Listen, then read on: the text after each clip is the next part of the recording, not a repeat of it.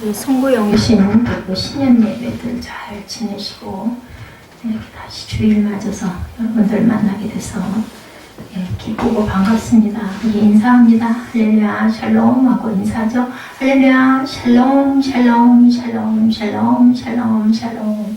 하나님 사랑합니다. 여러분 사랑합니다. 주 안에서 오늘 거룩한 교회 이러다 보니까 130주년 기념 현황에 나오신 여러분의 선교사님도 있어서 그분들을 잠깐 여러분들과 함께 보고자 해서 영상을 봤습니다. 다시 거룩한 교회는 거룩해 됩니다. 왜? 내가 거룩하니 너희도 거룩하라 이렇게 말씀하셨죠. 로마서 1장 16, 7절이었죠. 아까 우리가 함께 고백했던 말씀입니다. 내가 복음을 부끄러워하지 아니하노니 이 복음은 모든 믿은 자에게 구원을 주시는 하나님의 능력이 됩니다. 먼저는 유대인에게요. 그리고 헬라인에게. 이거는 이제 유대인, 하나님의 택한 민족, 이스라엘 민족뿐만이 아니라 헬라인은 이방 민족이에요. 헬라인에 속한 사람이 바로 저와 여러분들입니다. 17절에 복음에는 하나님의 의가 나타나서 믿음에서 믿음에 이르게 하나니 기록된 바 오직 의인은 믿음으로 말미암아 살리라 한 것 같으니라. 이 부분이 우리 그 종교혁명 마르틴 루터죠. 95개 조항을 붙였던 그 내용. 바로 우리 교회 입구에 들어올 때 써져 있는 현수막 여러분들 항상 보실 겁니다. 솔리데오 글로리아이죠. 그래서 우리 그 주보에도 나와 있습니다. 저희 주보에도 밑에 나와 있죠. 솔라 스크립트라 오직 말씀, 솔라 피데 오직 믿음, 솔라 그라티아 오직 은혜. 그리고 또 하나는 오직 예수님 한 분으로 소리오스 크리스티아스 하고 나옵니다. 여기 소요리문답의 그 장로교 신학의 누가 첫 번째 목사였다고 그랬어요? 우리 9시 예배 길선주 장로님이 우리나라 첫 번째 목사님이 되죠. 거기가 바로 장로교의 본부에서 처음으로 목사 안수를 준 게 바로 길선주 목사님입니다. 첫 번째 문답에 사람이 제일 되는 목적이 무엇이며 하고 묻는 부분이 있어요. 뭐 받으려면? 세례 받으려면. 우리는 그냥 치는 예를 하지만 장로기관에서는 세례 문답을 분명하게 합니다. 그랬을 때 대답은 하나님을 영화롭게 하며 그래서 솔리데오 글로리아 이렇게 얘기하죠. 영원토록 그를 즐거워하는 것이다 이렇게 대답을 합니다.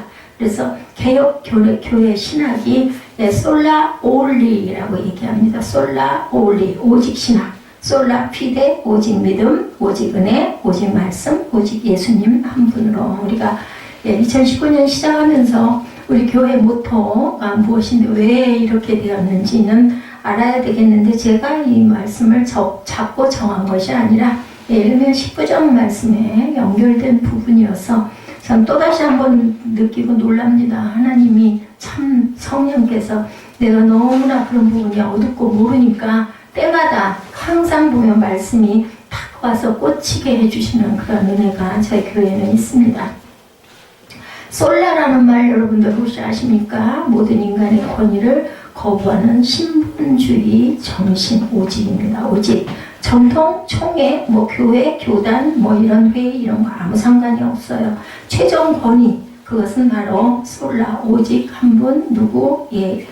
크리스토스 예수님 한 분 때문입니다. 모든 성경의 권위 아래 있어야 하고 성경의 심판을 모든 것들은 받아야 된다. 솔라라는 이 말은 용어 그 자체로도 충분한데 어떤 것도 더해지거나 감해져서는 안 된다. 성경이면 충분하다. 성경 하나면 오직입니다. 오직. 구원진리, 복음 정도, 성화의 길, 삶의 원리, 개혁, 하나님 계시는 모든 것이 바로 오직 속에 다 포함이 되어 있다. 모든 것이 하나님의 말씀 안에 담겨 있다. 구원을 얻는다는 것은 여러분 무엇일까 생각해 보셨습니까? 오직 믿음으로, 오직 은혜로 우리는 구원을 입습니다. 100% 하나님의 은혜죠. 0.01%의 인간의 어떤 공로나 어떤 선행이나 이런 거는 하나도 더해지지 않습니다. 여기서 갈라지는 게 바로 구교와 우리 기독교 신교와의 차이다. 가끔 그런 얘기들을 많이 하죠. 도대체 천주교도 하나님 믿고 예수님 인정하는데 뭐가 달라서 천주교를 가면 안 되고 꼭 기독교 우리 개신교로 와야 되느냐 이런 질문을 하시는 분들이 있어요. 오늘 이 시간에 말씀을 정확하게 듣고 뜻을 깊이 새기시기 바랍니다.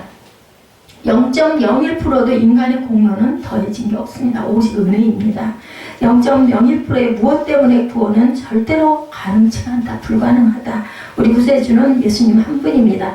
여기서 말씀하죠. 사도행전 4장 12절 말씀에 여러분 잘 아는 말씀이에요.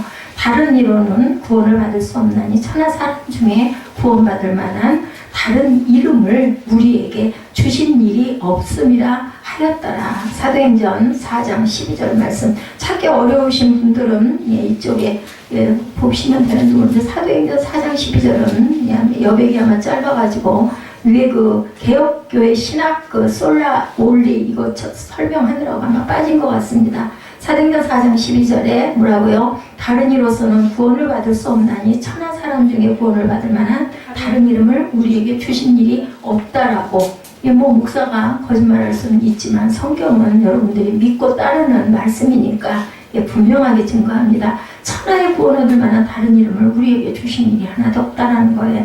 지구가 1000만 번 깨졌다가 다시 만들어진다 해도 이 유일성, 즉 우리 믿는 사람들에게는 예수 그리스도 외에는 구원의 길이 없다는 진리가 이렇게 선포되어 있습니다.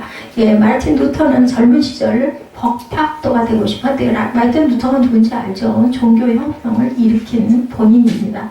어느 날 길을 걷다가 폭우 속 바로 자기 곁에서 벼락이 내리치는 경험을 합니다. 얼마나 무서웠을까요? 깜짝 기절을 했겠죠. 두려움으로 떨며 생각했다고 그래요. 이 자리에서 내가 죽었다면 나는 죄를 모두 사함을 받았을까? 과연? 이 생각을 했다. 우리가 장례식장을 몇 번 가다 보면 사람들이 좀 엄숙해져요. 진짜 인간의 삶은 별게 아니구나 이런 생각. 어쩜 그렇게 허망하게 누가 돌아갔다고 해가지고 아니 세상에 얼마 전까지 내가 만났던 사람, 같이 밥을 먹었던 사람 이런 경우들 있지 않습니까? 그런 일을 한 두세 번 겪다 보면 장례식장을 가다 보면 도대체 내가 삶으로 온전하게 살아가고 있을까? 내 끝은 도대체 뭘까? 이런 생각을 한 번씩은 다 해봅니다. 그래서 마르틴 루터도 아마 벼락이 자기 옆에 떨어지다 보니까 놀래가지고 내가 온전하게 죄사함을 받아서 구원을 받을 수가 있을까? 저도 하루에도 몇 번씩 이런 생각을 합니다. 나는 천국에 들어갈 확신이 있는가? 그런데 생각해보니까 자신이 없더랍니다. 불가능하게 여겨졌다 그래요. 그래서 기도했다 그래요. 뭐라고 기도했냐면 살려주시면 수도사가 되어서 철저히 회개하면서 살겠습니다. 이렇게 서원을 했습니다. 마르틴 루터 청년 때 얘기입니다. 수도원에 들어가서 매일같이 수련을 하고 회개를 하고 영혼을 정결하게 하겠다 이렇게 각오를 합니다. 그런데도 불구하고 끊임없이 그렇게 행했어요. 죄책감이 몰려오더랍니다. 매일같이 자신을 정화하는데 그는 새로운 사실을 발견하게 되었어요.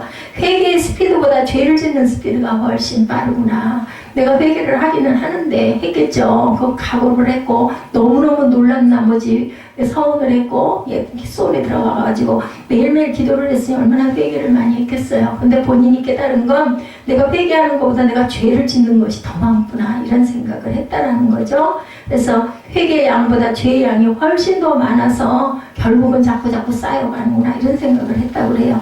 염려하고 고민하는 가운데 스승이 충고를 하더랍니다. 성경을 읽어라 그리고 성경을 연구해라. 그러자 마틴 루터는 깨달았다고 그래요.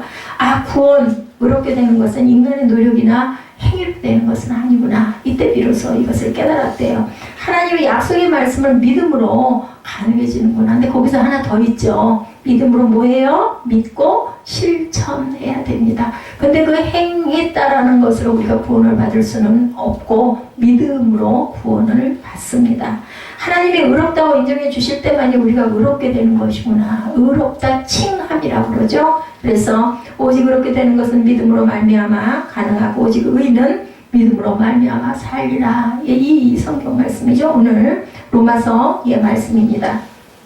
로마서 1장 17절에 나오죠. 복음에는 하나님의 의가 나타나 믿음에서 믿음에 이르게 하나니 기록된 바 오직 의는 믿음으로 말미암아 살리라 함과 같으니라. 이걸 마르틴 루터가 깨달았다고 그래요. 그래서 너희는 그 은혜를 인하여 믿음으로 말미암아 구원을 얻었다. 종교개혁의 큰 원리를 여기서 로마서 1장 16, 7절에서 발견을 하고 솔라 피데, 솔라 그라티아, 솔라 스크립처 그리고 오직 솔라 솔로우스 크리스티어스 오직 예수님 한 분으로 이것을 깨달아서 이것을 구호로 앞에 걸고 종교 계획을 단행합니다.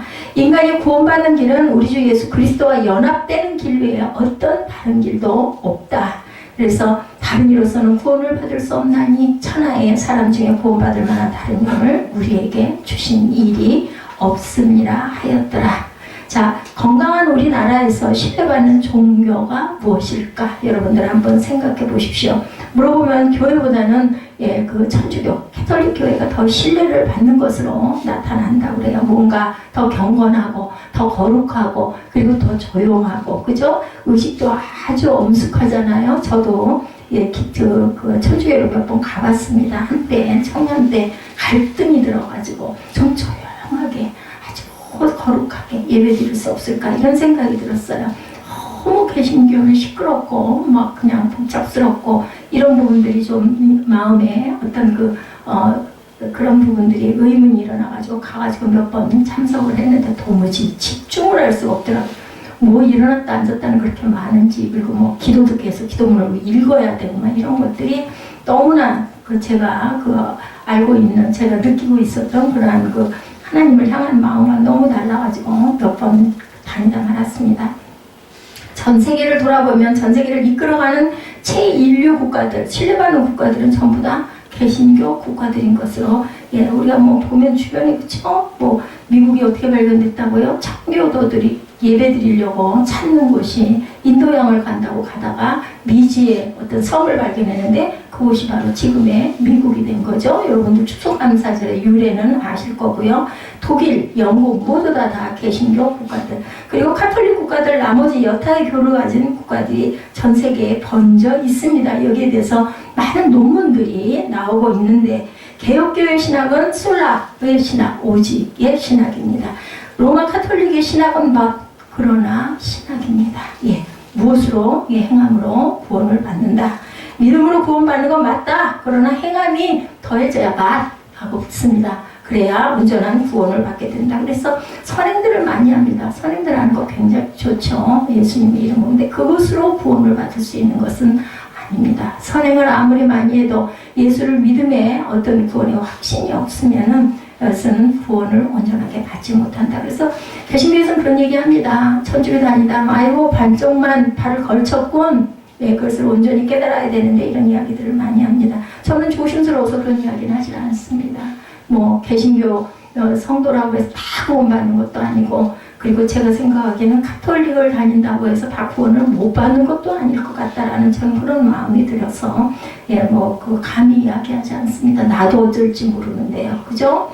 성경이 하나님의 말씀 최고의 권위인 것은 맞지만 거기에 플러스 행함이 있어야 된다는 아닙니다. 성경 말씀에 지금 아까 사도행전 4장 말씀 우리 함께 같이 합독했죠. 종교 개혁자들이 중세의 신앙적 왜곡을 돌이키는 과정에서 천주교회는 개혁자들을 이단화로 몰았어요. 이단 소리 참 많이 하죠.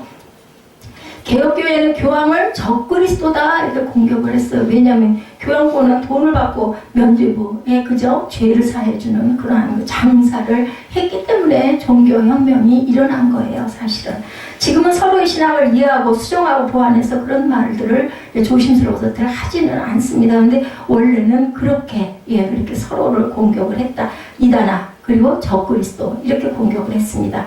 천주교 안에는 개혁교회에 대한 비호와 폄훼가 남아있고 이단화로 몰아가지는 않아요. 아직은 개혁교회 신학자들도 교황을 적그리스도라고 일컫는 것은 예의가 아니다라는 생각을 가지고 지금은 좀 많이 좋아졌습니다. 그리고 천주교회를 또한 존중하기도 합니다. 또 천주교회도 개신교를 따라서 통성기도도 하고요. 이제는 조금 많이 형태가 많이 달라졌다고 합니다. 저는 가서 그 이후로 보지는 않았습니다. 그런데 개혁교회 신학, 성경적 교리에서 받아들이거나 인정할 수 없는 몇 가지 교리들이 아직도 남아있어서 우리 한번 그 부분을 찾아보도록 하십시다. 주는 그리스도시요 살아계신 하나님의 아들이시니다. 마태복음 16장 16절에 나타나죠. 그리고 내가 이 반석 위에 내 교회를 세우리니 누가 말씀하셨어요? 예수님이 말씀을 하십니다. 그리고 16장 18절에 마태복음 16장 18, 19절입니다. 내가 천국 열쇠를 내게 주리니 뭐예요? 교황 수익권을 주장을 하는 거죠. 베드로가 주님께 고백했어요. 이 고백을 받으시고 주님께서 이 반석 위에 내가 내 교회를 세우겠다라고 말씀하신 거죠. 그리고 천국 열쇠를 내게 주겠다. 근데요, 저는 환상 속에 저도 이 말씀을 받았습니다. 하나님께서 이 말씀 하시더라고요. 여기서 천주교회는 교회가 베드로 위에 세워졌고 교황은 베드로의 후계자이고 교황은 그리스도의 대리자다. 천주교에서의 주장입니다. 이것은 교회가 교황 위에 세워져 있다라고 이야기를 하는데 천국 열쇠가 교황의 손에 들려 있기 때문에 그 열쇠로 죄를 사해 줄 수도 있고 그리고 죄를 줄 수도 있다라고 생각하는 거 여러분들은 어떻게 생각하십니까? 틀렸어요. 이거는 개혁교회는 베드로 위에 세워진 것이 아니라 베드로의 신앙 고백 위에 예수님이 내 교회를 세우겠다. 이것이 맞습니다. 저 같은 사람에게도 천국 열쇠를 내게 주겠다. 교회를 세워주겠다라는 말씀을 하신 거죠. 나와 베드로가 신앙 고백했던 고백의 내용, 우리 주 예수 그리스도로 인한 공동체, 바로 교회라는 것입니다. 천국의 열쇠는 오직 예수 그리스도 안에 있다고 믿고 고백하는 겁니다. 사람이 가장 심각한 로마 천주교회의 신학적 고개와 잘못 중에 하나는 마리아론입니다. 두 번째로 교황 위에 교회를 세워서 교황이 천국 열쇠를 들고 있는 거 잘못됐고 두 번째로는 마리아론. 마리아는 성모 마리아 맞습니다. 그죠? 성 어거스틴 맞습니다. 성자가 붙어요. 성자 맞습니다. 근데 여러분들 아십니까? 여러분들도 같은 영어 표기법으로 하면은 여러분들 성도들도 성자와 같습니다. 사실은 뜻이. 그런데 마리아는 평생 동정녀로 살았다라고 어거지를 부르는데 예수님의 동생들이 있었습니까? 없었습니까? 많죠. 야고보도 있고 그죠? 우리가 잘 아는 야고보사도 예수님의 동생입니다. 많은 동생들이 있었어요. 동생들이 있었다라는 건 마리아가 육으로 살면서 남편 요셉과 함께 동침해서 아이들을 낳았다는 거예요. 동정녀로 평생 살지는 않았습니다. 그도 인간이죠. 존경받아 마땅하지만 경배를 드려서는 안 되고 그리고 마리아에게 기도한다고 하는데 마리아에게 기도해서는 안 되는데 천주교에서는 그것들을 행합니다. 성경에 보면 예수님의 육신의 동생 마리아가 낳은 아이들의 이름이 많이 등장하죠. 원죄가 없다. 이 세상에 살면서 개인적으로 지은 죄가 없다고 가르치지만 육체적으로 또한 승천을 주장하지만 그건 틀렸다라는 겁니다. 그래서 이게 개신교와 천주교의 차이점입니다. 마리아 그 다음에 반석 위에 내 교회를 세우리라고 예수님이 말씀하신 것이 베드로 자체가 교회가 아니라 베드로의 그 말 위에 내가 교회를 세우겠다라고 한 거라는 거죠. 마리아의 중재자 중보자라고 마리아를 부를 때 교회의 어머니 하나님의 어머니라고까지 이야기하는 이거 잘못된 겁니다. 한 걸음 더 나아가 마리아와 함께 교황도 잘못도 없는 교황무호서를 주장하는데 교황도 사람입니다. 교황이 지금 우리 개신교에서는 목사들이잖아요. 똑같습니다. 그러면 목사가 아니라 아마 그렇겠네요. 교단의 총회장 정도가 교황이겠죠. 그러면 교황의 결정이나 선언은 성경처럼 최종 최고 권위를 가지고 있다고 말하지만 그건 잘못된 겁니다.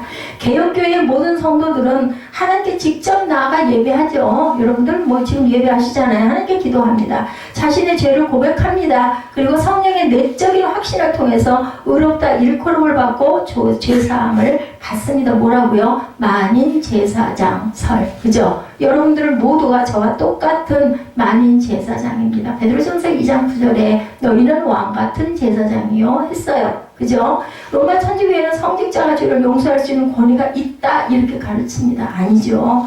사제가 세례를 받음으로 원죄가 사함을 받고 고백성사를 통해서 매일같이 쌓아가는 죄를 용서받을 수 있다. 사제가 사함을 사해진다 이렇게 얘기합니다. 이런 신학적 차이는 주님 오실 때까지 고쳐지기가 어려운 부분들입니다. 우리 앞에 2017년이 가고 2018년이 가고 그리고 이제 2019년이 왔어요. 저는 어제 그런 긴 편지를 한 장 썼습니다. 2020년이 2000년에 20년 후 까마득했는데 제가 어느덧 벌써 2019년에 와 있더라고요. 그러면서 어떤 생각이 들었냐면 올해도 살았네 이런 생각이 들었어요. 제가 너무너무 힘들어서 하나님께 뭐라고 기도를 했었냐면 이런 기도를 함부로 하면 안 됩니다 여러분들. 그래서 제가 말씀드려요. 하나님 5년만 좀 편하고 자유롭게 좀 살고 싶습니다 이렇게 기도했었어요. 근데 하나님께서는 5년의 곱빼기 난 10년을 그렇게 평화롭고 기쁘고 즐겁고 행복하게 살진 않았지만 그래 너 그걸 원이면 네 원대로 해주마 하셨죠. 그리고 나서 교회를 하나님께서 은혜로 세워주셨습니다. 교회 세워서 나아진 게 뭐가 있어요? 여러분들 그러실 수도 있지만 하나님의 귀한 섭리가 반드시 있을 줄로 믿습니다. 우선 2017년은 루터가 비텐베르크 성당에 95개조 반박문을 내걸고 종교개혁을 시작한 지 500주년 되는 해예요. 2017년이. 우리 역사의 500년은 새시대의 시작을 의미하죠. 우리나라 역사. 고려 500년이 끝나는 날 조선 500년이 시작이 되었습니다. 조선 500년이 끝나는 날 대한민국 역사가 시작이 됩니다. 조선에서 뭘로? 대한민국으로. 종교개혁 500주년 세계교회는 제2의 종교개혁을 통하여 다시 개혁을 시작해야 된다. 이렇게들 이야기합니다. 2017년에 500주년을 맞았지 않습니까? 그러면 다시 500주년을 온전히 우리가 가야 된다. 우리 가운데 여러분들 개혁의 중요성, 개혁의 필요성, 개혁의 절박성을 느끼고 있는 사람이 혹시 있을까요? 저와 여러분 속에 혹시 있으십니까? 한국교회가 거듭나야 된다, 새로워져야 된다, 희망의 길을 찾아야 된다, 기도들 많이 하십니다. 세계 열방의 교회들이 일어나야 된다, 외치지 않는 사람 없습니다. 예, 저도 그렇게 기도합니다. 한국교회 지금 회복의 마지막 골든타임이다 라고들 이야기를 많이 합니다. 너도 나도 개혁의 절박성을 느끼고 있다면 지금 성령이 우리 가운데 역사하고 있다는 것을 우리가 실감을 해야 돼요. 몸소 체험을 해야 됩니다. 이 마음이 하나님께서 한국교회에 주신 마음입니다. 2018년 다음에 2018년이 왔죠. 2019년 그리고 이제 2020년이 또 올 겁니다. 우리 지금 정초잖아요. 언제 금방 하다 보면 3월달 되더라고요. 보면 2월은 짧고 1월 한 달 보내고 나면 금방 3월달 옵니다. 그러다 보면 금방 6월 되고 어머나 예, 우리 한 해 반 살았네 이런 이야기들이 납니다. 1948년 8월 15일 대한민국 정부가 수립된 거 여러분들 다 아시죠? 1948년 9월 9일 북쪽의 조선민주주의 인민공화국이 수립이 됩니다.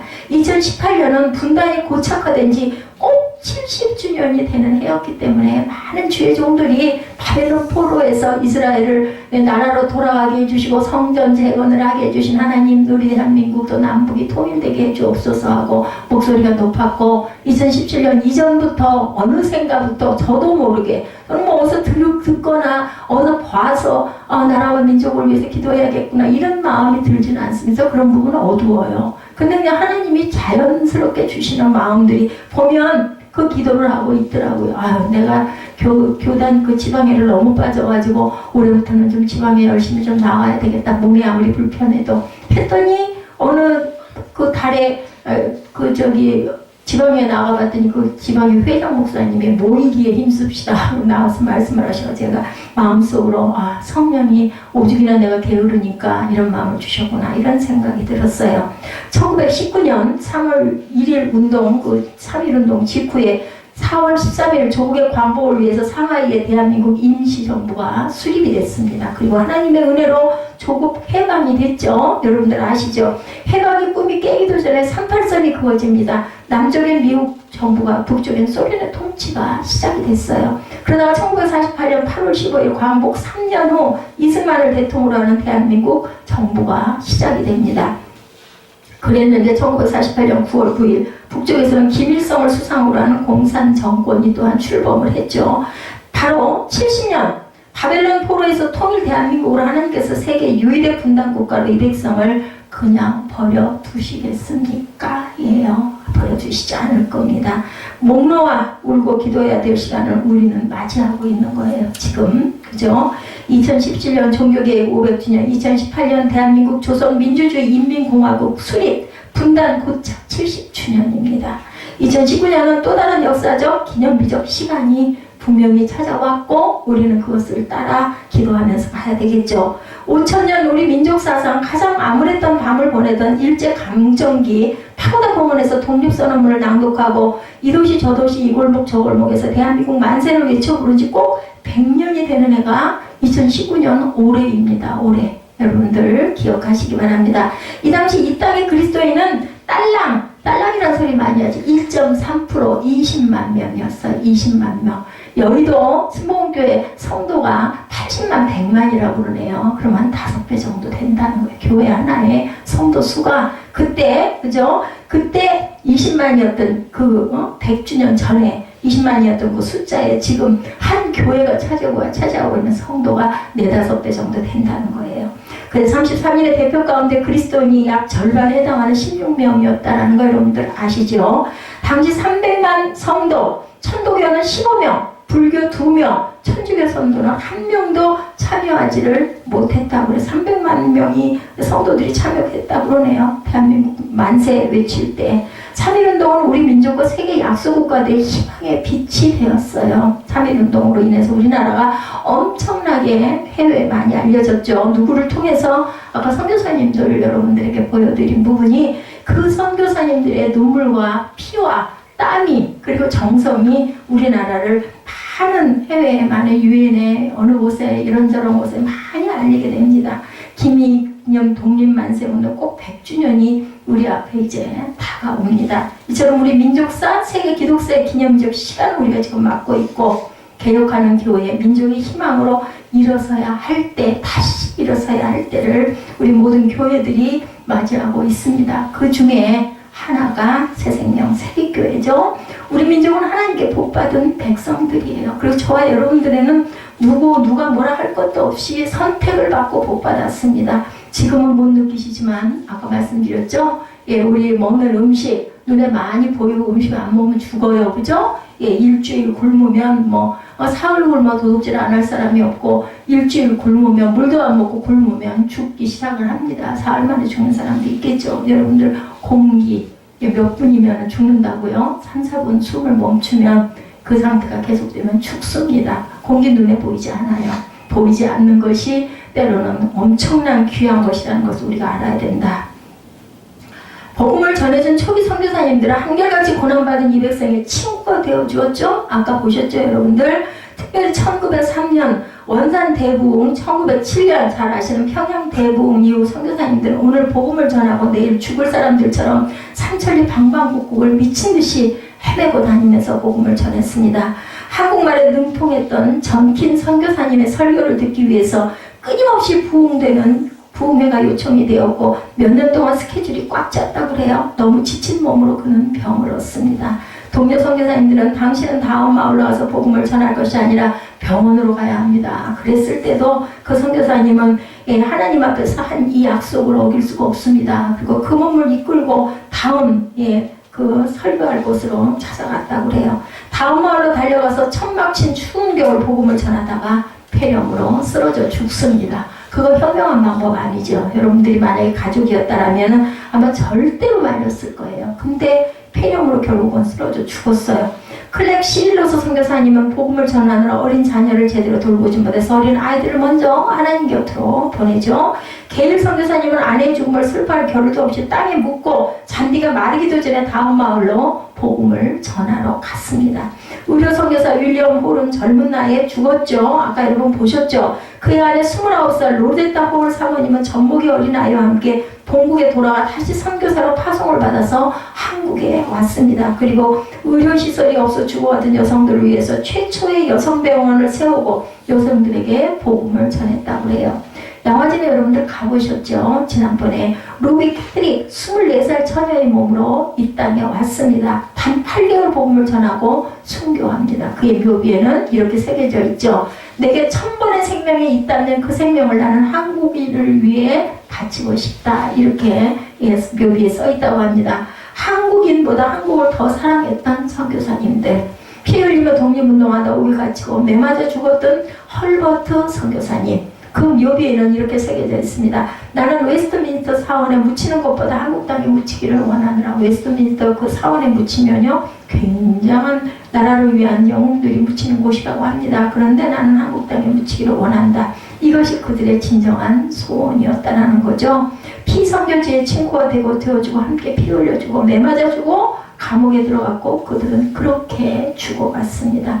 저와 여러분이 이 자리에 이렇게 앉아있고 제가 이렇게 은혜를 받아 서 있는 모든 밑거름이 이렇게 피 흘린 많은 선교사님들의 은혜, 그리고 이 나라가 통일이 된 것도, 이 나라가 3.1운동을 일으킨 것도, 그리고 3.1운동 기념 그 독립 만세를 외친 것도, 그 조항을 발표한 것도 하나님의 은혜고 역사였다라는 것. 이처럼 세계 선교 역사에서 한국 교회처럼 복받은 나라가 없습니다. 보면 한국 교회는 130년밖에 안 됐어요. 짤막한 선교 역사 속에서 세계 교회 역사상 가장 급성장한 교회들이 되죠.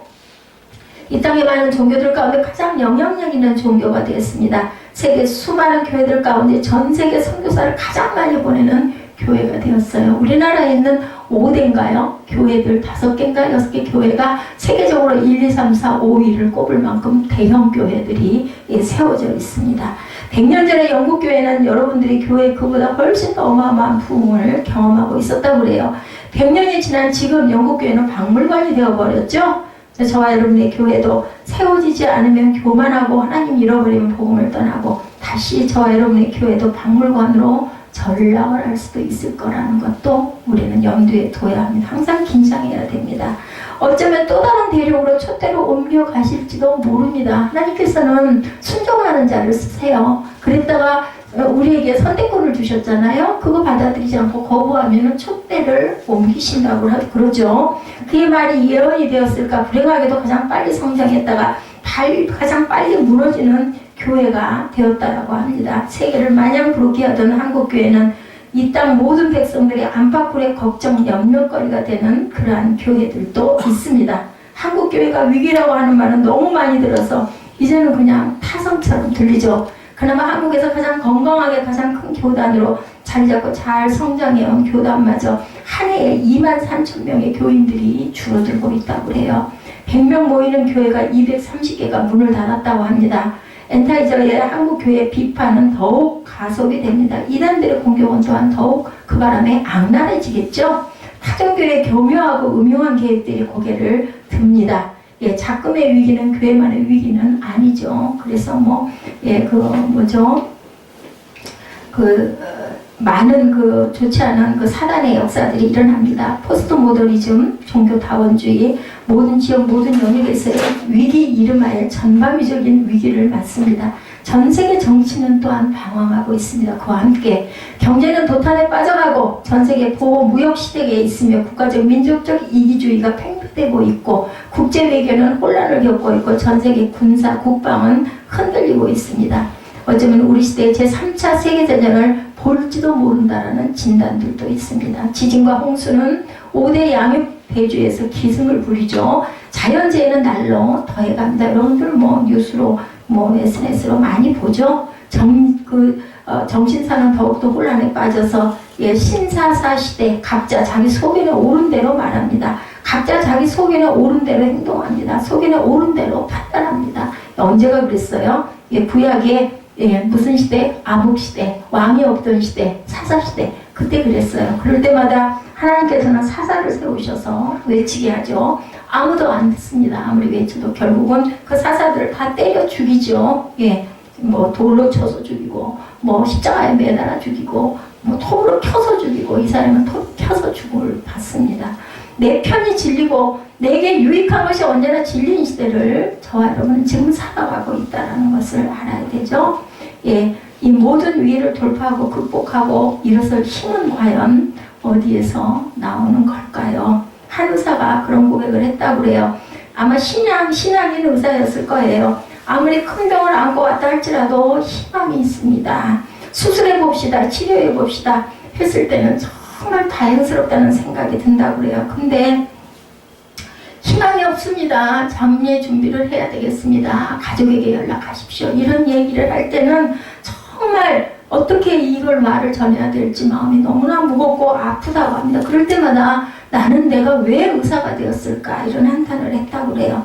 이런 아픔을 내 입으로 그들에게 꼭 전해야 될까 가슴을 치게 된다라는 그런 이야기들을 많이 한다고 합니다. 한국 교회에 과연 희망이 있을까? 있죠. 일어설 수 있습니다. 다시 부흥을 보게 될 것입니다. 손에 손을 붙들고 그리고 이것이 정말 제가 이 말씀을 전할 수 있는 게 정말 희망이고 자랑스럽습니다. 이 시대를 살아가는 것이 정말 보람입니다. 이런 소리를 외칠 수 있다면 그런 목사님이라면 얼마나 기쁠까요? 저는 그렇지 못하다 하더라도 제가 이 자리에 쓸 수 있게 된 게 참 영광이라고 생각합니다. 더 이상은 희망이 없습니다. 더 이상은 길이 없습니다. 부끄러워서 다음 후배들에게 한국교회를 물려줄 수가 없습니다. 이런 말이 나와서는 안 되겠죠. 마지막 절망을 보아야 한다면 나는 이 자리에서 떠날 것입니다. 나는 더 이상 복음을 전할 수 없는 자리에서 목사로 살 수가 없을 것 같습니다. 이런 말을 하는 목사가 돼서는 안 되겠죠. 이 수많은 위기 상황 속에서 정치, 경제, 사회, 교육, 종교, 특별히 우리 한국 교회는 우리가 함께 거룩한 몸부림을 한다 할지라도 그 기회는, 그 부흥은 천천히 올 수밖에 없는 거, 올 것입니다. 조금씩 싹이 돋아나겠죠? 개혁의 골든타임을 잃어버린다면 이 위기는 너무도 빨리 다가온다. 개혁이 되어야 된다라는 거죠. 위기는 너무나도 많이 몰려오겠죠. 예, 우리가 교회만이 아니라 민족의 희망, 다시 이 시대에 빛이 돼야 되겠죠. 새빛교회입니다. 새빛교회는 빛으로 드러나는 교회겠죠. 한국교회를 비판하는 사람들이 그리 아니더라도 한국교회는 500년 전 개혁의 대상이 되었던 로마 카톨릭 교회와도 흡사한 모습으로 자꾸 전락해 가고 있다고 그러죠. 성도들의 신앙은 솔리 데오 글로리아가 아니라 물질주의 기복 신앙에 자꾸 물들어가고 있습니다. 뒤에 난방을 트신 거예요. 점점 뜨거워지네요. 신앙은 하나님 말씀 중심이 아니라 세상을 바꿀 수 있는 능력을 상실하고 천국주의 번영 신학에 빠져버렸다라는 것. 교회는 민족의 희망이 되지 못하고 성직, 세습, 교권주의에 빠져 있습니다. 뭐 저희 교회는 그런 축에 들지도 못하지만 보면은 그죠? 계속해서 내 아들이 이 교회를 물려받아야 할 텐데 그러면 억지로 막 물려주고 뭐 회의고 뭐고 없이 재산은 인마이 포켓을 하려고 하는 그러한 교회 목사님들이 많다. 개혁교회는 개혁의 대상이 되었다는 비판에 귀를 기울이고 인정을 해야 됩니다. 개혁된 교회만이 민족의 희망이 될 수가 있습니다. 개혁된 교회는 항상 개혁되어야 한다고 개혁자들은 유언처럼 외칩니다. 오늘 우리들의 교회는 개혁자들의 그 유산을 잃어버렸다라는 것을 알아야 되겠고, 종교 개혁자들은 본래 성경적 교회를 보기 위해서 목숨을 걸었죠. 그래서 종교 개혁이 일어났어요. 루터의 종교 개혁을 막기 위해서 신성 로마 제국 찰스 5세 황제는 제국회의를 열었습니다. 생명을 위협하는 로마 카톨릭과 웰메스 재판정에 서서 루터는 말합니다. 웰메스의 지붕을 덮은 수만 장의 기왓장이 악마로 변하여 나를 죽이려 해도 하나님의 말씀이 옳다고 하면 그것은 옳은 것이다. 이런 용기가 있어야 됩니다. 내 목숨이 1000만 개가 부서진다 하더라도 하나님의 말씀이 잘못된 것을 지적하지 않는 이상 나는 내 잘못을 거들어 줄 수도 없고 잘못이 아님을 확신한다. 이렇게 외쳤다고 합니다.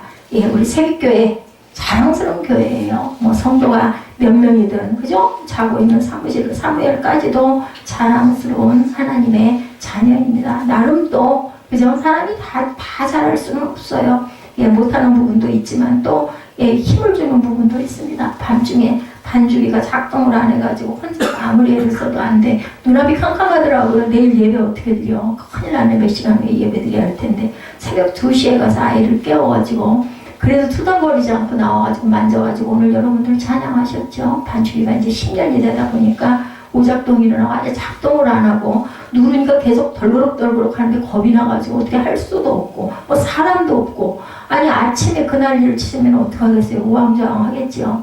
뭐 어쩔 수가 없어가지고 깨웠는데 그래도 나와가지고 이렇게 들여다보더니 뚜덕뚜덕하고 뭐 만지고 뒤집어 엎어서 뭐 어떻게 해보고 하더니 뭐 빼더니 그걸 쭉 빼더니 이게 걸려서 그래. 그럼 조금 있으니까 되더라고요. 얼마나 고마웠는지 몰라요. 어저께 네가 여기서 자기 참 잘했다. 제가 정말 감사했어요. 하나님이 이렇게 사람을 써서 지킵니다. 그렇게 해가지고 제가 부족하니까 그래도 아들을 뒤에다 두셔가지고 그래서 차도 축복을 합니다. 제가 넌 잘만 해. 밤에 그나마도 또 못 자고 일어나가지고 한 30분 애를 썼으니까 우리 교회 성경적인 교회예요. 복음적인 교회예요.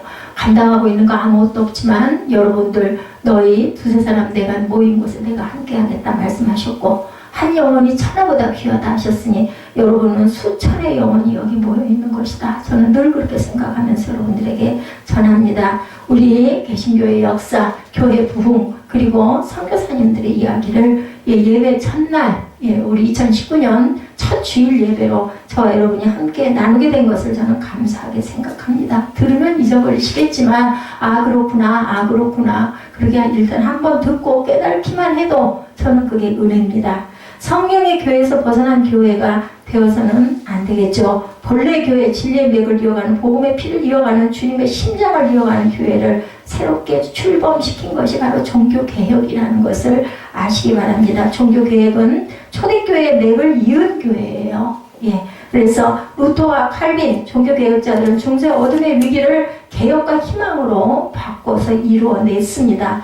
미신과 세속 집단에 전락하는 위기 속에서 주님의 심장 속에는 바로 그 기회를 되찾아내죠. 그래서 종교개혁을 의미하는 리포움도 이런 종교라는 것은 없다. 교회가 달라지면 세상이 달라지고 교회가 변화되면 세상은 변화됩니다. 그래서 교회로부터 시작돼야 된다는 메시지가 리포움도 종교란 말이 없는 종교 계획이라는 것을 여러분들이 알고 가셔야 할 것 같습니다. 종교 계획의 자세는 누가 누구를 비판하자는 것이 아니고 종교 계획은 나부터 달라지기를 결단하고 종교 계획은 내가 먼저 변화하기로 다짐하고 종교 계획자는 개혁을 상대화하지 않습니다. 종교 개혁은 곧 나 자신의 개혁이고 나의 회개, 평가 이런 얘기 있죠. 아이들 성적 평가할 때 상대평가, 절대평가, 절대평가에 절대평가. 나 하나, 내가 회개하고 내가 개혁하고 내가 정신 바로 차리고 바다에 보리새우가 있어요. 그죠?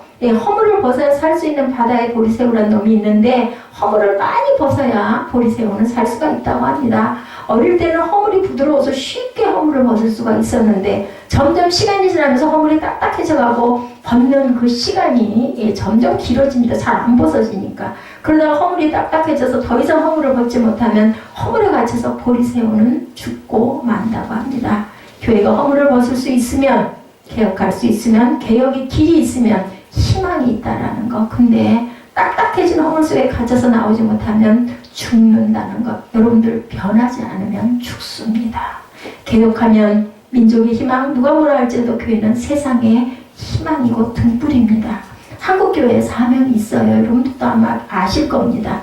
왜 그렇게 피를 흘렸겠어요? 많은 선교사들의 피, 그죠? 그리고 많은, 그죠? 순교의 피가 왜 이 땅에 그렇게 고여 있겠습니까? 하나님의 뜻이 있기 때문입니다. 유럽을 지나서 미국을 거쳐서 소아시아를 거쳐서 한국 땅에 전해졌던 복음. 여러분들 아까도 잠깐 보셨지만 주님 오실 때 살아 꿈틀거리는 이 복음을 세계 열방에 전해야 될 사명이 저와 여러분들에게 있고 주님이 촛대를 거두시지 않고 계시는 이유가 있다라는 것. 주여 이 백성을 살려 주옵소서. 한국교회를 불쌍히 여겨 주옵소서. 나를 바꾸어 주옵소서. 내가 속한 우리 공동체에 주님의 영광이 빛나게 하여 주옵소서. 작은 것부터 하나하나 바꾸어가는 그런 저와 여러분이 되셔서 희망의 빛으로 부흥하는 교회로, 세계교회로 다시 일어나는 은총이 있기를 주님의 이름으로 축복합니다. 기도하시겠습니다.